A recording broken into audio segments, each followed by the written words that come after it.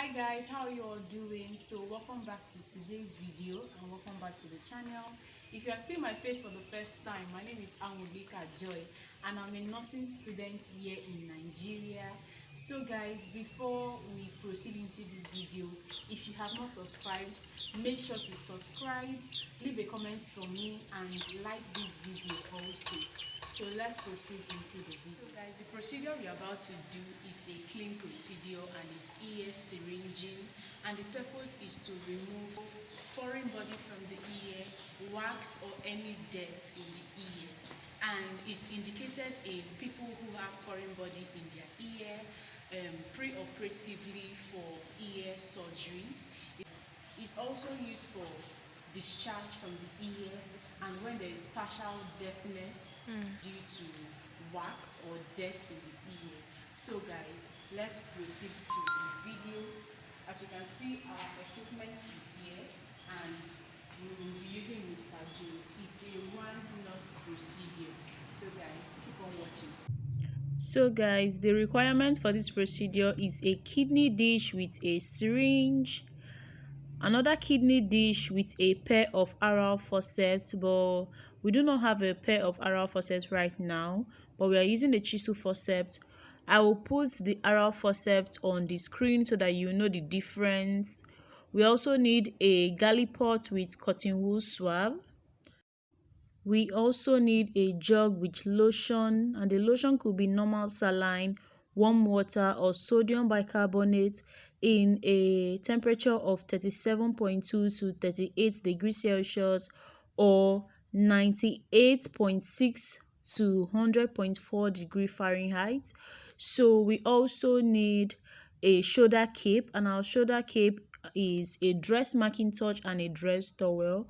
We also need a receiver for use swab and a receiver for return fluid.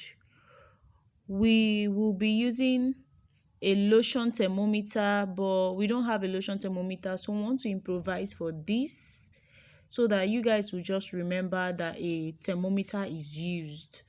Then we also need a good light source. So guys, this is a tray procedure, but we just need something to keep our tray on top. That's why we are using a trolley. So the first thing you do in this procedure is to explain procedure to patients and seek patients' consent.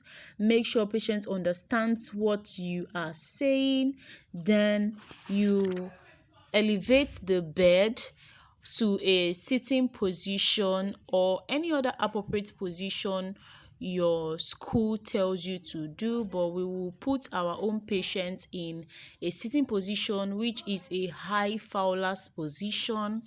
Then we will also give patients privacy, but because of it's a video, we will not screen the bed. We will not actually put privacy, but remember, you have to give privacy to your patient. Then you bring your trolley to patient's bedside. After bringing your trolley, you have to use your lotion thermometer to test the lotion if it's in the temperature that we talked about.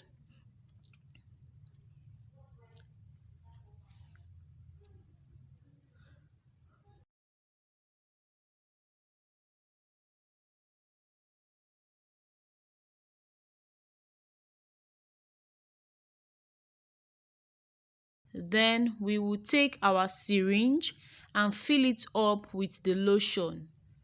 Then we will also expel air.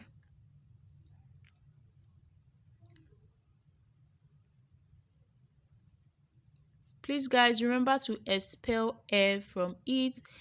So guys, after we expel air, we will put our dress Macintosh and also our dress towel. Is also called the shoulder cape. Like, you have to put something so that it doesn't soil the patient's body. Then we would also give patients a kidney dish to hold at the affected ear.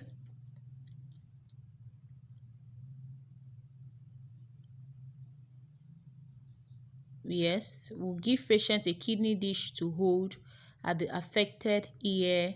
Then we would also inspect patient's ear.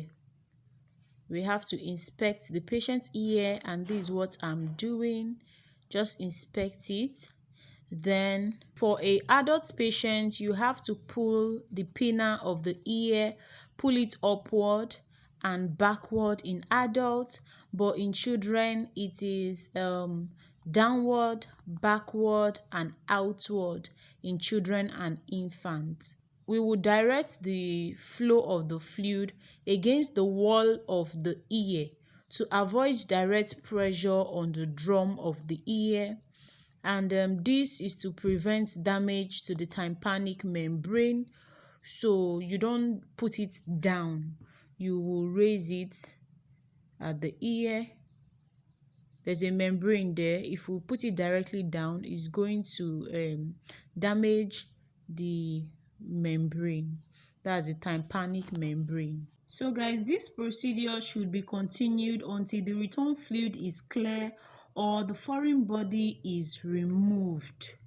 So at the end of the procedure, we will dry the ear with the cotton wool swab using a pair of oral forceps. Please guys, don't put chisel forceps in the ear of your patient. Or if you are doing an OSCE, you don't use a chisel forceps. The chisel forceps is so big, so you use the oral forceps. The picture is on the screen. That's what you will use. You keep the cotton wool swab for like 15 minutes.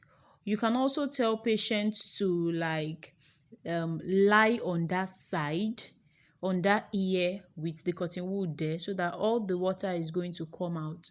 So at the end of this procedure, we will just make our patient comfortable by removing the Macintosh, bringing down the bed. We will also cover patients with the linen, and we'll make sure we report and document our findings. We have to document the assessment of the ear prior to irrigation. We will also document how much we irrigated the ear and how patient tolerated it, with what solution did we use, and what type of return did we get. If there is anything inside it, we will also document. So guys, if you enjoyed this video, please give it a massive thumbs up. Make sure to share to those who you feel they need it. Go down to watch other procedure video. Thanks for watching.